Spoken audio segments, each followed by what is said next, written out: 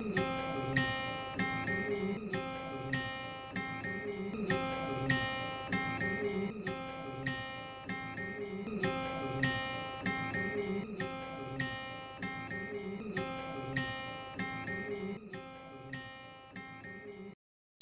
আলাইকুম সুপ্রিয় শিক্ষার্থীরা, আশা করি তোমরা ভালো আছো।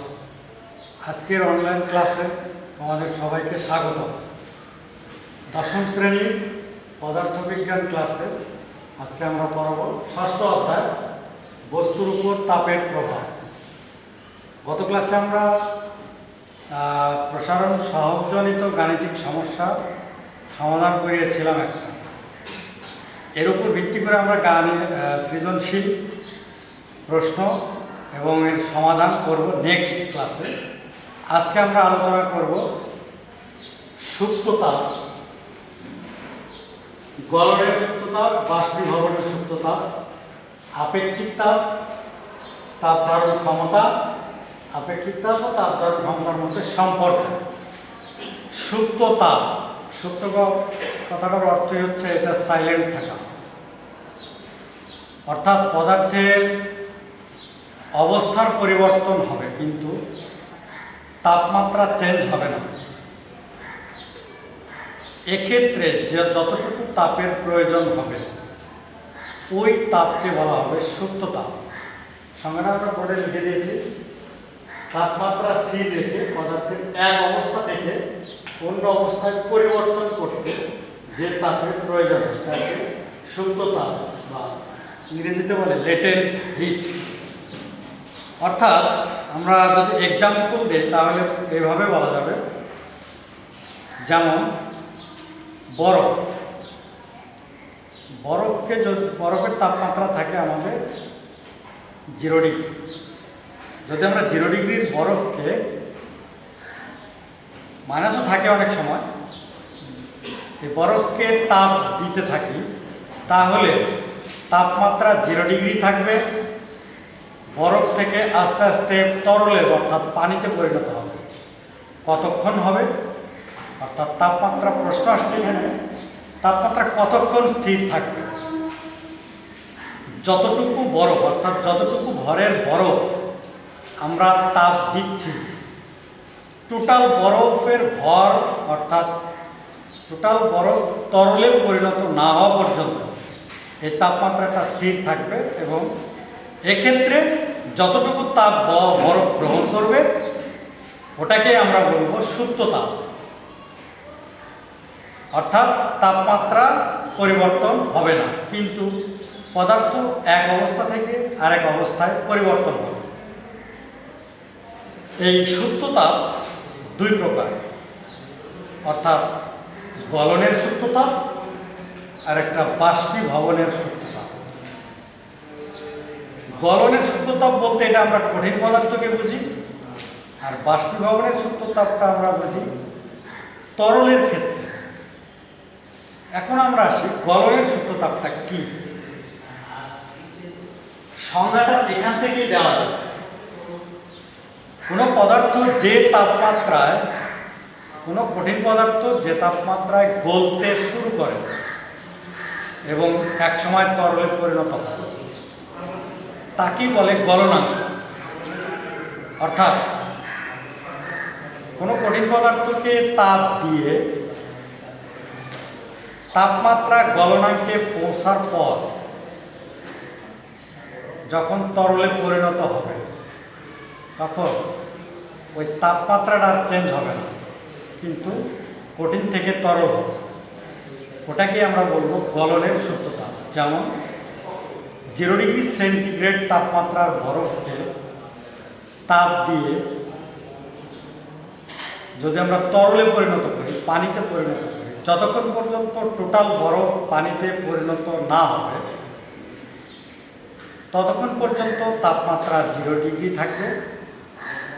এক্ষেত্রে বরফ যতটুকু তাপ গ্রহণ করবে তাকে বলা হবে গলনের সুপ্ত তাপ, বরফ গলনের সুপ্ত তাপ। অন্যান্য কঠিন পদার্থের ক্ষেত্রেও একই ঘটনা ঘটবে। এক্ষেত্রে আমাদের বরফ গলনের সুপ্ত তাপের মানটা দেয়া আছে 3,36,000 জুল পার কেজি। পার কেজি মানে এটা ভাগ অবস্থায় আছে, জুলটা হচ্ছে উপরে, লব, কেজিটা হচ্ছে নিচে, হর। এক্ষেত্রে এককে যেটা বোঝা যাচ্ছে যে গলনের সুপ্ত তাপে এককে কিন্তু সেলসিয়াস বা তাপমাত্রার কোনো একক নাই। কেন নাই? সংজ্ঞাতেই বলা আছে তাপমাত্রা স্থির। এই তাপমাত্রা স্থির থাকার কারণে এখানে আমাদের এককেও কিন্তু তাপমাত্রার কোনো একক নাই। বরফ গলনের সুপ্ত তাপ যে মানটা দেয়া আছে, এটা বলতে আসলে কি বোঝায়? আমরা এটা উদাহরণমূলক প্রশ্নেও এই প্রশ্নটা আসতে পারে। সংজ্ঞা থেকে আমরা বলব যে বরফের তাপমাত্রা 0 ডিগ্রি থাকবে, বরফ থেকে পানিতে পরিণত হতে এত জুল অর্থাৎ 3,36,000 জুল তাপের প্রয়োজন হবে। অর্থাৎ আমরা যদি সংজ্ঞাটা এইভাবে বলি যে বরফ গলনের সুপ্ত তাপ 3,36,000 জুল পার কেজি, বলতে কি বোঝায়? বলতে আমরা এই বুঝি যে 0 ডিগ্রি সেলসিয়াস তাপমাত্রা 1 কিলোগ্রাম বরফকে পানিতে পরিণত করতে 3,36,000 জুল তাপের প্রয়োজন হবে। তাহলে প্রশ্ন আসতে পারে, এই তাপ যতটুকু আমরা দিচ্ছি, তাপমাত্রা চেঞ্জ হচ্ছে না, তাপটা গেল কোথায়? তাপটা কি করছে? আমরা নর্মালি জানি তাপ দিলে পদার্থের তাপমাত্রা ইনক্রিজ করবে বা বৃদ্ধি পাবে। এক্ষেত্রে উত্তরটা হচ্ছে পদার্থের আন্তঃআণবিক বন্ধন, ইন্টারমলিকুলার বন্ড ভাঙতে অথবা শিথিল করতে এই তাপটা ব্যয় হয়। যতক্ষণ পর্যন্ত পুরো বরফ অর্থাৎ যে ভরের বরফ আমরা তাপ দিচ্ছি, যতক্ষণ না গলবে ততক্ষণ পর্যন্ত তাপমাত্রা 0 ডিগ্রি থাকবে, কিন্তু তাপ আমাদের লাগবে এই পরিমাণ। তাহলে আমরা উত্তরটা আবার যদি বলি যে বরফ গলনের সুপ্ত তাপ 3,36,000 জুল পার কেজি, বলতে কি বোঝায়? এটা বলতে বোঝায় 0 ডিগ্রি সেন্টিগ্রেড তাপমাত্রার 1 কিলোগ্রাম বরফকে 0 ডিগ্রি সেলসিয়াসের পানিতে পরিণত করতে এই এত জুল পরিমাণ তাপ প্রয়োজন হয়। এক্ষেত্রে যদি বরফের পরিমাণ আমরা ডাবল করি, 2 কিলোগ্রাম নেই, তাহলে এই সংখ্যাটা দ্বিগুণ হয়ে যাবে, অর্থাৎ 3,36,000 ইন্টু 2 জুল পরিমাণ তাপ লাগবে। এবার আসি আমরা পানির বাষ্পীভবনের সুপ্ত তাপ 22,68,000 জুল পার কেজি। আমরা এটা বলতে কি বোঝায়? আগেরটার মতোই বলব। আমরা জানি পানির স্ফুটনাঙ্ক অর্থাৎ যে তাপমাত্রায় পানি বাষ্পীভূত হয় সেটা হচ্ছে 100 ডিগ্রি সেলসিয়াস। এক্ষেত্রে আমরা সুপ্ত তাপের সংজ্ঞা থেকেই বলতে পারব যে পানির বাষ্পীভবনের সুপ্ত তাপ 22,68,000 জুল পার কেজি, বলতে বোঝায় যে 100 ডিগ্রি সেন্টিগ্রেড তাপমাত্রা পানি, 1 কিলোগ্রাম পানিকে 100 ডিগ্রি সেন্টিগ্রেডের জলীয় বাষ্পে পরিণত করতে এত জুল তাপের প্রয়োজন হয়। এই যে 22,68,000 জুল। আমি আবার বলছি, 100 ডিগ্রি সেলসিয়াস তাপমাত্রা 1 কিলোগ্রাম পানিকে 100 ডিগ্রি সেলসিয়াস তাপমাত্রা বাষ্পে পরিণত করতে এত জুল পরিমাণ তাপের প্রয়োজন হয়। তো তাপটা তাহলে আমাদের কোথায় ব্যয় হচ্ছে? এক্ষেত্রেও একই উত্তর হবে, পানির অণুগুলির আন্তঃআণবিক বন্ধন ভাঙতে বা শিথিল করতে এই তাপটা ব্যয় হয়।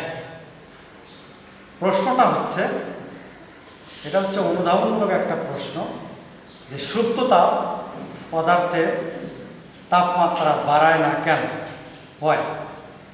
উত্তরটা আমরা বলছি এর আগে, তা আবার বলছি।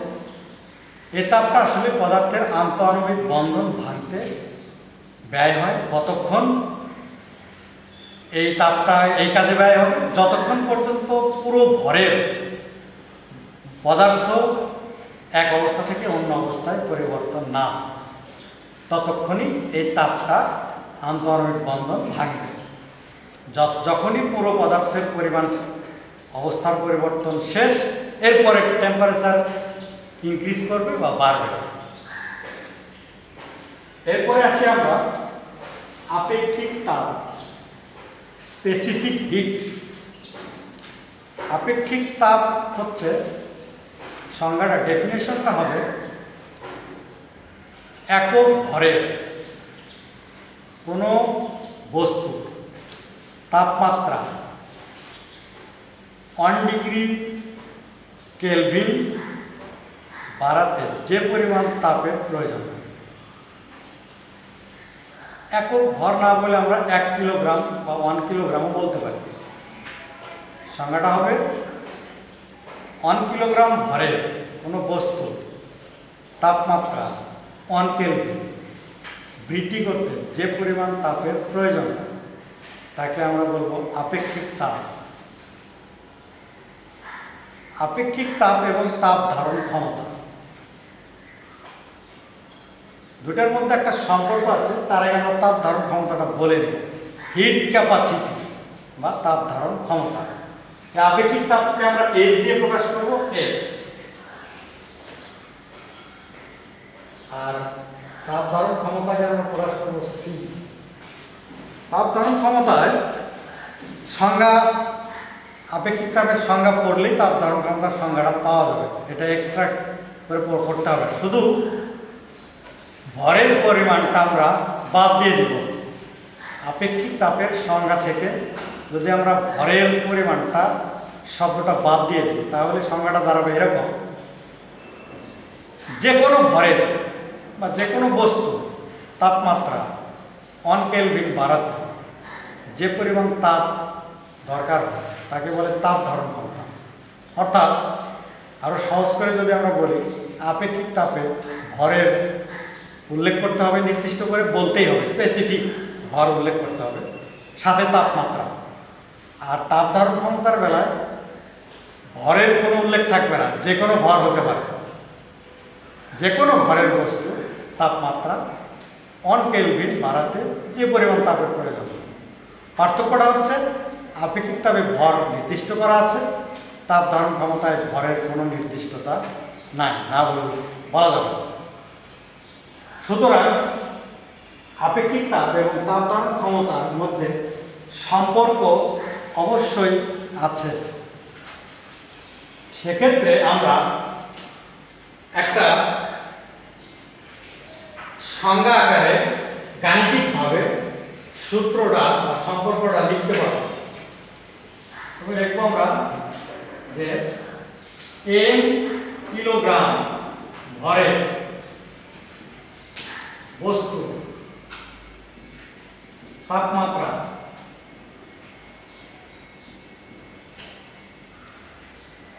ডেল থিটা কেলভিন বাড়াতে কিউ জুল তাপ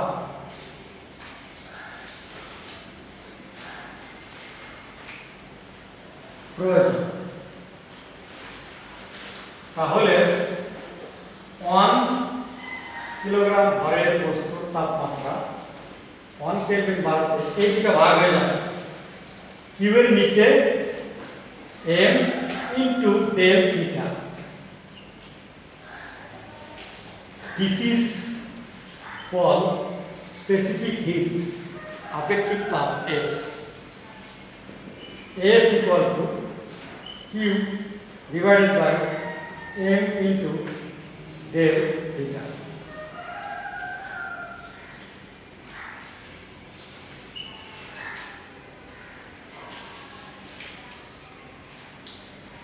তাহলে দেখা যাচ্ছে তাপের পরিমাণকে ওই বস্তুর ভর এবং তাপমাত্রা বৃদ্ধি দিয়ে যদি আমরা গুণফল দিয়ে ভাগ করি তাহলে আমরা পাবো স্পেসিফিক হিট, আপেক্ষিক তাপ। এই আপেক্ষিক তাপের এককটা কি হবে? এককটা হবে কিউ, মানে তাপ, কাজ, তাপ, শক্তি সবার একক একটাই, সেটা হচ্ছে জুল। তাহলে এককটা আমরা লিখব জুল ডিভাইডেড বাই ভর। এমটা হচ্ছে আমাদের বস্তুর ভর, ভরের একক কিলোগ্রাম। তাপমাত্রা বৃদ্ধি এর একক কেলভিন। তাহলে আমরা আমাদের এককটা দাঁড়াবে জুল পার কেজি পার কেজি। এটা হচ্ছে আমাদের আপেক্ষিক তাপ এস এর একক। এবার আসি আমরা তাপ ধারণ ক্ষমতা। এটার সংজ্ঞাটা আমরা বলেছিলাম বস্তুর ভরটা উল্লেখ থাকবে না।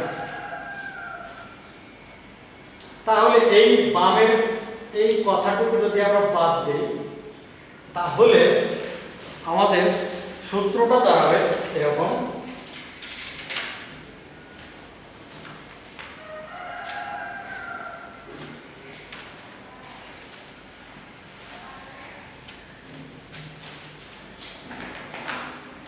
যে বস্তুর তাপমাত্রা 1 কেলভিন বাড়াতে তাহলে কত, শুধু এখানে ডেল থিটাটা ভাগ হবে,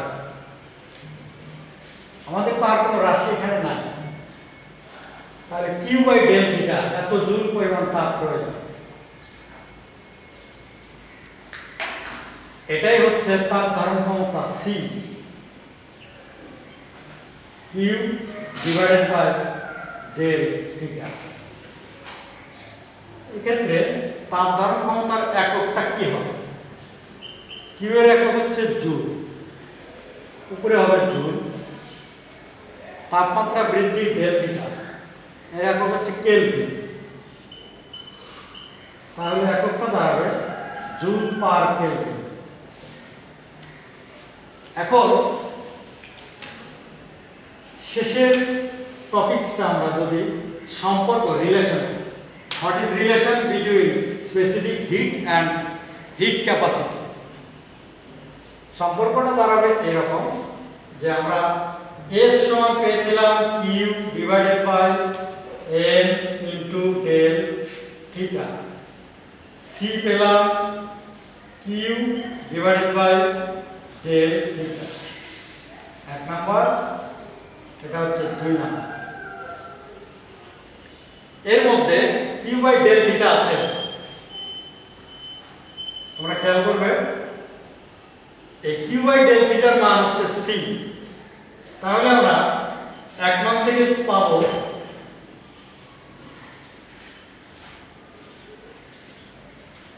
S equal to C divided by M, বা C equal to M into S. This is called আপেক্ষিক তাপ ও তাপ ধারণ ক্ষমতার মধ্যে সম্পর্ক। অর্থাৎ তাপ ধারণ ক্ষমতা সমান ভর ইনটু আপেক্ষিক তাপ। তাহলে আপেক্ষিক তাপকে যদি আমরা ভরকে গুণ করি তাহলে আমরা পাবো তাপ ধারণ ক্ষমতা সি। এখন এই যে আপেক্ষিক তাপ এবং তাপ ধারণ ক্ষমতা, একটা এক্সাম্পল দিলে বোঝা যাবে। যেমন পানির আপেক্ষিক তাপ বলা আছে সবচেয়ে বেশি, এটা 4200 joule per KG per kelvin. পানির আপেক্ষিক তাপের মান হচ্ছে 4200। পানির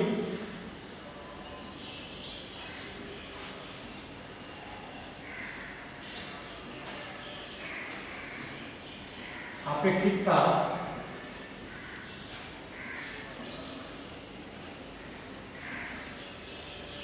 এত joule per KG per kelvin বলতে কি বোঝায়?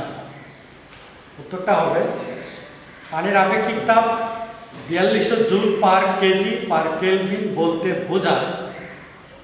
এখানে আমাদের তিনটা রাশি আছে, একটা হচ্ছে তাপ, একটা ভর আর একটা তাপমাত্রা। এই তিনটা রাশি দিয়ে আমরা বলতে পারবো যে 1 কেজি ভরের পানিকে 1 ডিগ্রি কেলভিন তাপমাত্রা বৃদ্ধি করতে 4200 জুল তাপের প্রয়োজন হয়। অর্থাৎ পানির আপেক্ষিক তাপ 4200 joule per KG per kelvin বলতে বোঝায় 1 কেজি ভরের পানির তাপমাত্রা 1 কেলভিন বৃদ্ধি করতে 4200 জুল তাপের প্রয়োজন হয়। অর্থাৎ যত মান বলবে শেষে তত জুল তাপ লাস্টে বলে দিলেই হবে। যে কোনো পদার্থের ক্ষেত্রে এটা হবে। যদি আমরা তামার কথা বলি যে তামার আপেক্ষিক তাপ 400 joule per KG per kelvin বলতে কি বোঝায়, তাহলে আমরা ওইভাবে বলব যে 1 কেজি ভরের তামার তাপমাত্রা 1 কেলভিন বাড়াতে 400 জুল তাপের প্রয়োজন হয়। অর্থাৎ যত প্রশ্নের শেষে যত সংখ্যাটা থাকবে ওই সংখ্যাটা তাপের জায়গায় আমরা বসাবো, আর বাকি দুইটা নাম্বার সিঙ্গেল থাকবে। 1 কেজি ভর 1 কেলভিন তাপমাত্রা, আর জুলের জায়গায় হবে অতটুকু জুল তাপ। তো তোমরা ক্লাস মনোযোগ দিয়ে দেখবে, এটার সুবিধা হচ্ছে তোমরা বারবার দেখতে পারবে। আশা করি তোমরা বুঝতে পেরেছো এবং এই আজকের পয়েন্টগুলি ভালো করে আবার পড়বে, পড়ে লিখবে, লিখে নিজেরাই এটাকে অ্যাসাইনমেন্ট আকারে তোমরা নিজেরাই খাতায় লিখে রাখবে। পরে এটা দেখবে, পরীক্ষা তোমাদের যেহেতু সামনে আছে। আমরা প্রসারণ সহজজনিত গাণিতিক সমস্যার ক্রিয়েটিভ কোশ্চেন নেক্সট ক্লাসে আমরা আলোচনা করব। তোমরা সবাই ভালো থাকো। আজকের মতো এখানে, আল্লাহ হাফেজ।